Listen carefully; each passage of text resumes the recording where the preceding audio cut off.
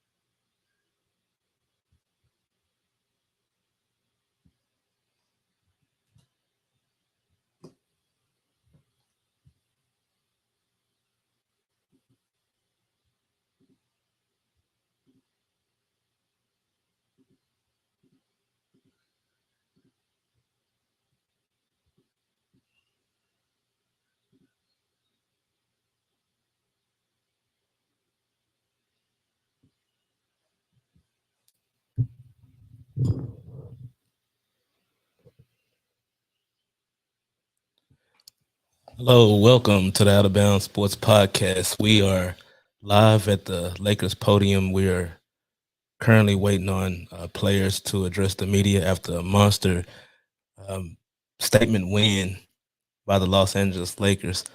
Um, LeBron, 56 points, spectacular win. I'm pumped. It's my first Laker game that I've covered this season, so I'm hoping this is a launching pad for us. But we're waiting for the Lakers to address the media. We just had Frank Vogel on. I got on a little late. He was already in mid um, speech whenever I tuned in, but we're waiting on the rest of the players. So as soon as they tune in, I'll have that coverage for everyone.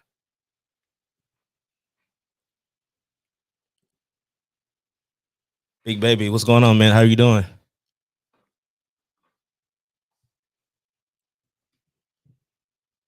Shout out to Big Baby from the Big Baby Sports Podcast. Doing big things at your network, man.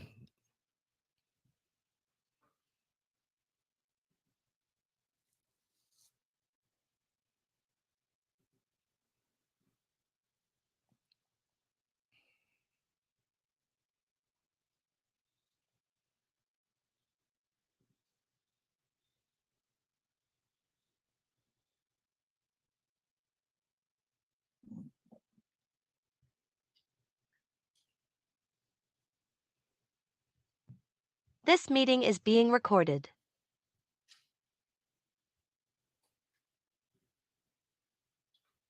Good, Russ.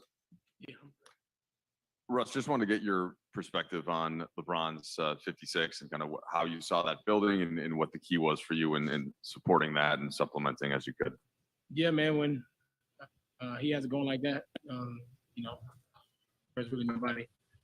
Their team can do anything with him tonight. And tonight he forced his will and had his hands on the game at all levels. And it was really big, especially for games like this where we needed to win. Russ, we saw you move off ball to receive some passes off the cut and score at the hoop. We saw you get into the lane, use pump fakes in order to finish at the hoop. Are those examples of some tweaks and adjustments that you've looked to make in order to up your productivity? Yeah, just trying to find ways to be active and involved. That's about it. Russ, there was a play in the fourth quarter when I think Malik had a three rattling in and out, and you kind of came back and you found him in the backcourt real quick and just had a quick moment with him. Then I think the next play, your baseline and you were able to find him. He hits a really big shot. What did you say to him in that little bit in that moment? And I guess just as a teammate to see that kind of immediate result. You ready for this one? Because you're gonna be open again, and it was that short lived, and exactly the next possession he left open. He was wide open. I'm sorry to follow up. Has there been a lot of that kind of encouragement within this group over this last 10 games or so where it doesn't stop, never stops. It's always huge to keep encouraging others around you.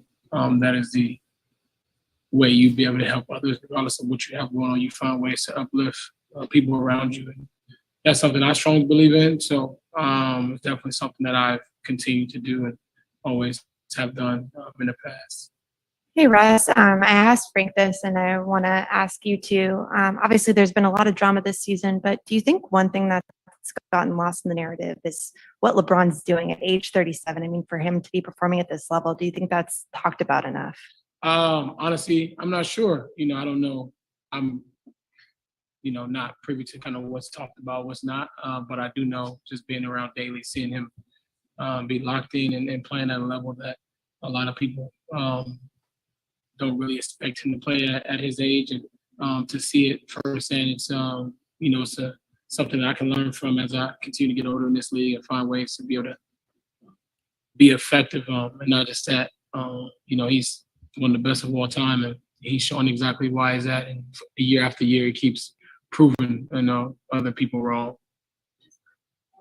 Say that's something that you could learn from. Like, what have you seen him do, like, to be able to perform like that at this age? Like, he always talks about his body and his mind. Like, yeah, I think just him. He had some injuries this year, kind of put him in and out of rhythm from time to time, but he's done a good job of just sticking with his work, his craft, and using it to his advantage each and every night.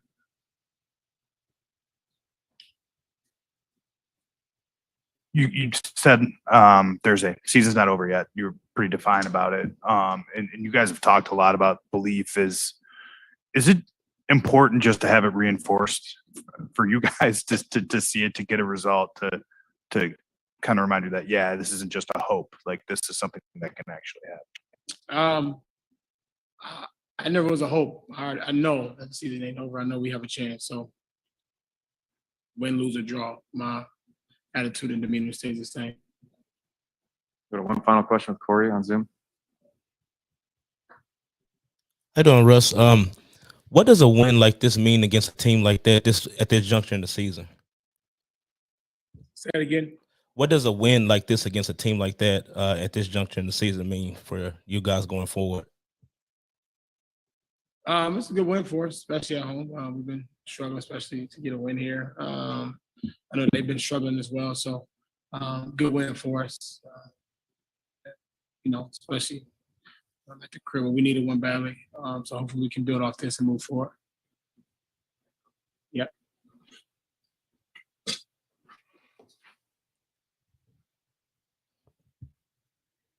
The recording has stopped.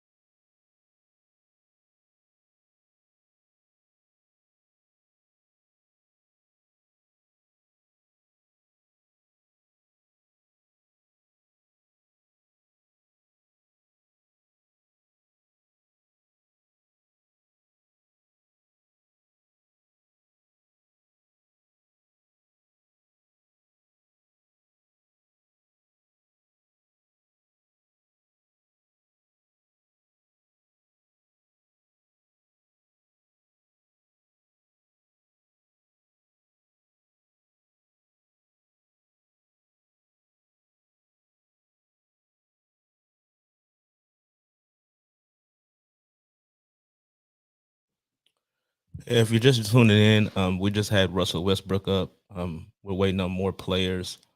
I did get a chance to ask him about the game, so I have that audio uploaded to the channel as soon as I edit it.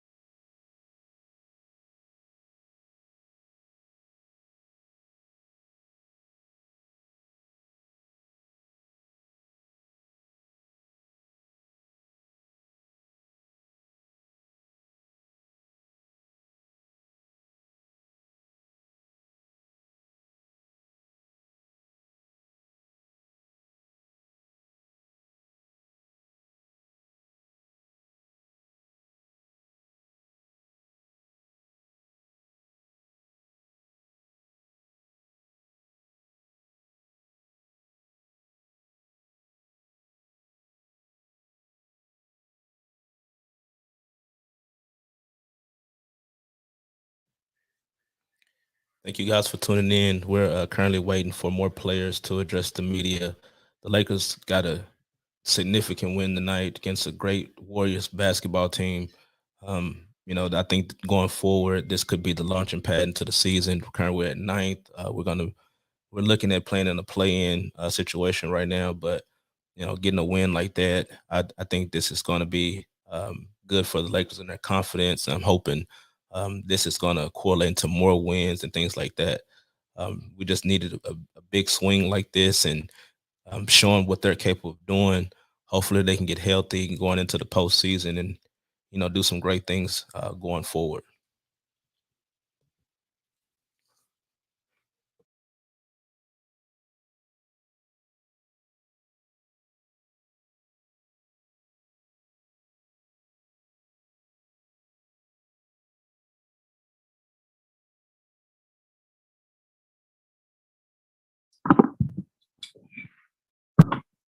This meeting is being recorded. Mike, hold it. Round to the stand. Right, I see that. All over. Hey, Phil, just your perspective on that quarter three play, the up rebound. Well, I mean, I knew that they weren't going to leave me on the perimeter for open three. So it was just a matter of me just picking some spots and trying to do something different and attack the glass, knowing that they didn't have a true big man out there. And when Brown had it, it was all eyes on him. So just a matter of getting to the offensive rebound and keeping the ball alive at that point. As far as the three goes, once Brown told me to get strong side corner, I knew something was about to happen. That's something we always work on and trying to have that connection out there on the court when it comes to that. So once he did that, once he sent me to the strong side corner, it was either my man couldn't leave or they was going to leave and something good was going to come from that.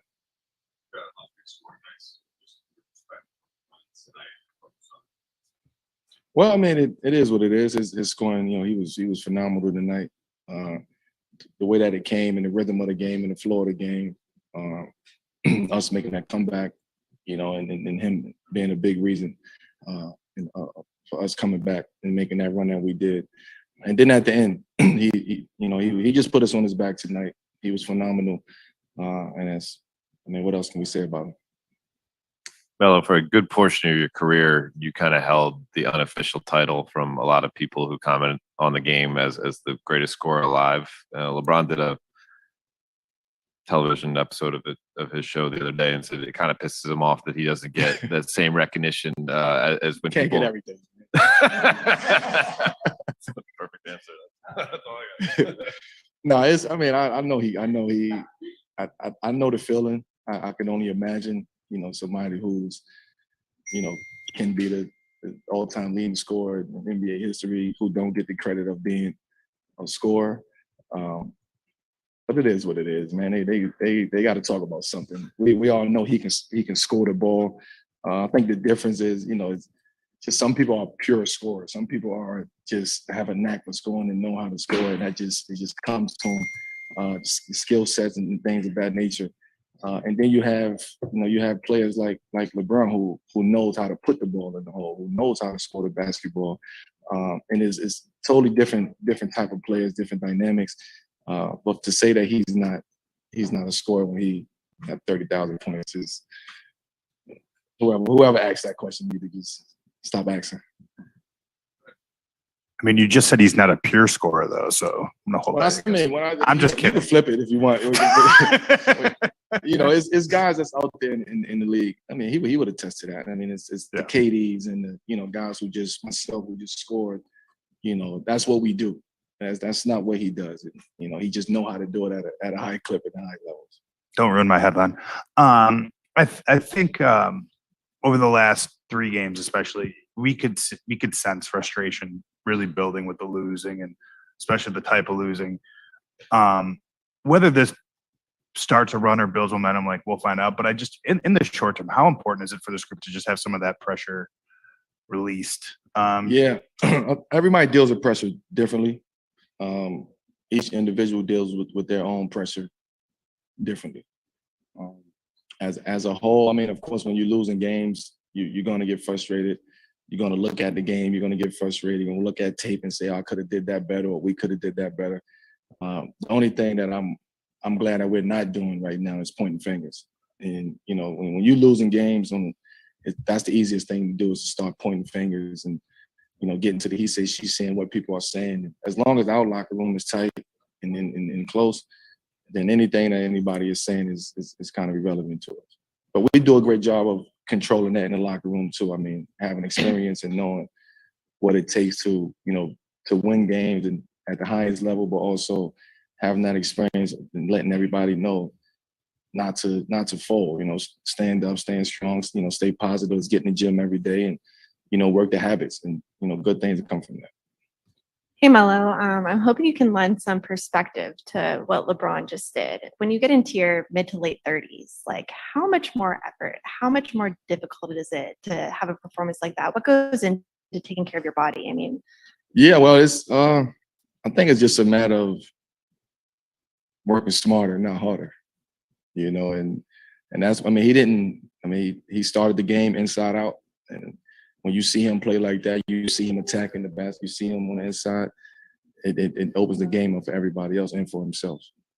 But you can ask him, he's right there. Thank you.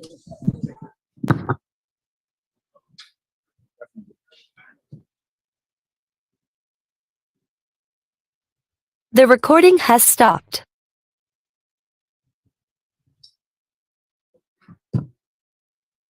This meeting is being recorded. LeBron, in the first half, you passed Karl Malone on a stat that isn't a stat, but most combined playoff minutes at regular season minutes, so second all time. And then on that night, you also scored 56 points. Just wonder what that says to you about kind of the longevity, and then but still having peaks. Well, it says I've played in a lot of games. I've logged a lot of minutes in a 19-year career, and then on the contrary, I've been able to sustain my level of play. Continues to try to break any narration of a guy at this age and this number of seasons on his productivity, and just try to go out there and just play, like I said after the last game. If I could ever look at it, see if I can do more, I would put that pressure on me and see ways I can do more for this ball club, and try to figure out ways for us to get wins. So LeBron, you had some pretty good timing with an episode of The Shop that came out yesterday. I'll read you a quote. You said, when they talk about the best scorers of all time, they never mention my name, and it ticks you off. You come out and score 56. How has that entered into your mind over the course of your career? The numbers speak for themselves, but just the way your game has been perceived. Because it's never been a number one option for me. I came into this league understanding what team basketball is all about, and the importance of the pass, the importance of your teammates, feeling comfortable on the floor, everyone feeling trying to be in a rhythm. And I was just brought up that way. My little league coach has always just taught us the right way to play the game of basketball. The word ball hog was something that we despised of, and we never let creep into none of our ball clubs. We were just something that we never wanted to do. And I guess it just stuck with me, man. I've always loved the success of my teammates, scoring off a pass of mine, or even a hockey assist where we can get the ball moving from side to side. And but also knew that I also knew I wanted to be a triple threat as well, to be able to score, at all levels of the game, to keep defenses, at bay, so they can't just, expect for me to pass all the time.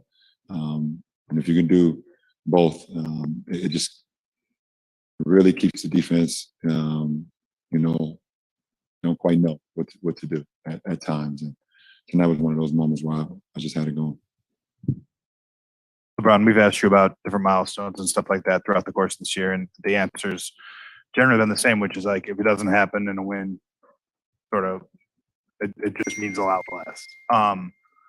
This group kind of knowing how badly it needed a win too, how special was it for you to help provide that?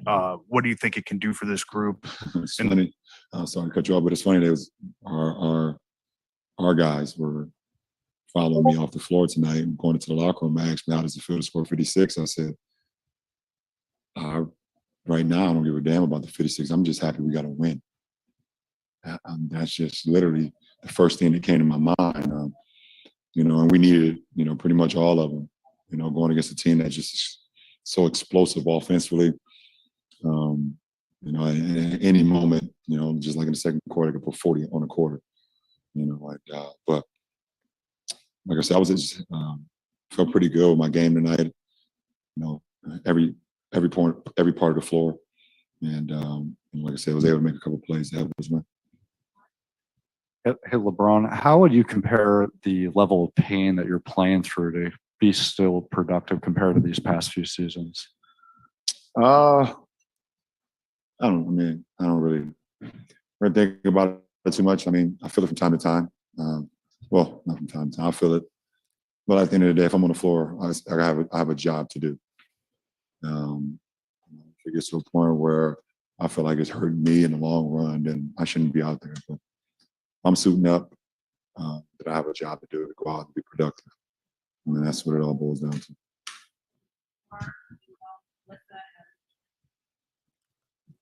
Hey, Brian, obviously what you did tonight was incredible, but I think what goes under the radar a lot is just on a consistent night, what you've been doing has just been unprecedented at your age. What goes into taking care of your body right now? I mean, the number one thing is sleep, rest. Now, obviously, I'll be able to sleep better tonight than I've done over the last few games. That's just human nature, having your mind racing on what can you do to help a team get a win. Figuring out ways you can be better. But I get a optimal sleep, and in between days, I try to get a nap in as well, a couple of hours, but also just always, in the treatment room, in the cold tubs, icing down, stretching, eating right, putting the right food in my body, the right fuel to to be able to play a game less than 48 hours later, and that's what's been going on. We play every other day, and we got another one on Monday. So, just trying to stay above the curve, and I'm always trying to be proactive and not reactive in anything that I do as far as, what I do before a game. I mean, a lot of people don't see what I do, but I get to the arena 5 hours before the game and start prepping, and both mentally, physically, spiritually, everything. So when I get on the floor, I just let it go. Last question, Jordan Richard. Hey, Bron, what you've been doing is truly remarkable. I just wanted to say that, but wanted to talk to you about your skill set. It seems like every era that you've played in, you adapt, whether that's side steps. I see you add that to your game. I see you add the 3-ball to your game. It seems like you keep improving. Do you feel like your skill set is still getting better at this age? Well, you got to have growth mindset. And in this league, it's changed probably 3 or 4 different times on how teams play since I entered in 03. There's been paint dominant. When I first came in, there was a lot of big fellas, a lot of bigs that you just throw the ball in the post and watch them work. And then, a few years down the line, it became more of a lot of just passing, cutting, things of that nature. And then a few years later, it became very pick and roll heavy. And then Steph entered the league and it became 3-ball, 3-ball, 3-ball. And you got to be able to, you got to be able to adjust, man. And if you cannot have a growth mindset on how you can find ways to get better with the time, then you'll get left behind. And I'm one to not only, I'm not saying that I've changed my game in any way. I've always just wanted to be able to have a game that fits any style of play or any era. I feel like my game will fit any era in basketball history from the time the great James Naismith created it. So as long as I'm in this league, if the game changes again and I'm still in it, hopefully, I'll be able to continue to have that growth mindset where I'll continue to adapt. All right, appreciate it.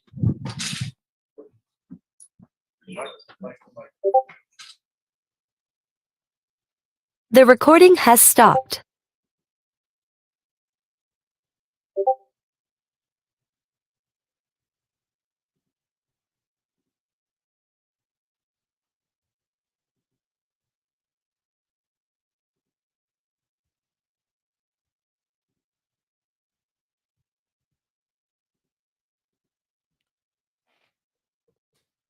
I want to thank everybody for tuning in to this special edition to the Out of Bounds Sports Podcast. I had to get on there. I was very hyped about this game. Just watching it, very emotional. I was standing up and walking and pacing. I didn't have my hat, so I had to tell my son to go grab my hat so I can coach the Lakers to this win. When Melo hit that 3 in the corner, it was just like euphoria. I'm so pumped about this game. I'm so pumped about what's coming down the pipe because the league is going to have to take notice to this win. This is going to be our launching pad. This is going to be the defining moment to this season. After all the trials and tribulations that we've been going through, all the adversity that the Lakers have been going through, it all was culminated tonight. This is the launching pad. Mark it here. We are going to the postseason, and I do believe in my heart of hearts that we can possibly send somebody home. I'm hoping that this is it. They finally figured it out. And once we get healthier, we're going to shore up some of the issues that we've been having. DJ was a bright spot. I definitely like how he looked tonight. We are back, baby. We're going to be good. Laker Nation, do not panic. We're back. That does it for us tonight. Thank you for listening. I'll catch you on the next one. If you love the Out of